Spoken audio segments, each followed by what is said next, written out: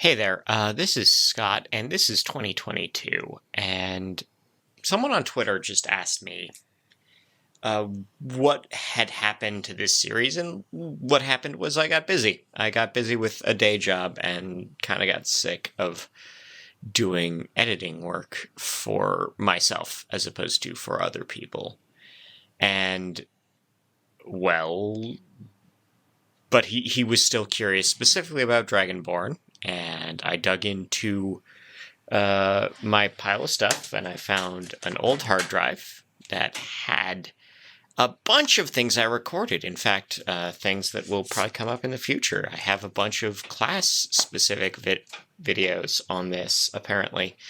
But what I don't have is Dragonborn, and maybe that's because I just had lousy file handling. It may be also that I didn't have a good idea back then, but right now I do.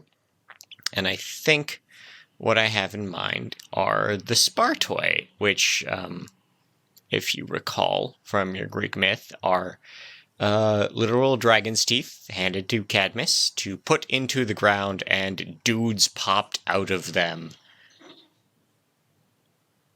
And those dudes went on to become the kings of Thebes. And that's pretty much where I want to be, actually, is that, Dragonborn are literally hatched out of dragon teeth. There's not necessarily as just purely a natural reaction that like you can just leave the teeth alone and they pop out of the ground like daisies or kings of Thebes. No, that a dragon at end of life prepares itself in ways that are mysterious and alchemical, as dragons do, and those grow up to be dragonborn. That's why clans are so close, is they're literally one descended from a single ancestor, and that grouping puts them also somewhere weird because the dragon picks a spot for that. And beyond that, I think it comes down to a player to say, oh, no, my village was like this, or this is the degree to which they keep up their dragonosity. I don't think any one village is obliged to follow a dragon that is alive. I think that bit of ego does inherit even across generations, but I think that's where I want to say, is that dragons pick spots way out of the way of everything else and set it up for a village to be ready for them. Some of that is maybe why they go after treasure.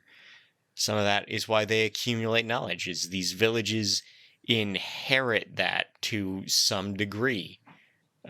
Whether that's literally or maybe spiritually or biologically, it is something worms do for themselves to spread their line on beyond just drag any children they may have had. And I think that's kind of what I've got. I think it's deliberately all Dragonborn villages are very far away. There are very few because there are very few great worms, and very few great worms who die of natural causes. And beyond that, every town is different. Every type, whether that's brass or bronze or white, are different. I appreciate it when players kind of lean into the stereotypes. I always love. I love it when people are like, "Oh yeah, no, I'm going to be a brass dragonborn, and I'm going to be a chatty little busybody, and everyone's going to be sick of me within 5 minutes."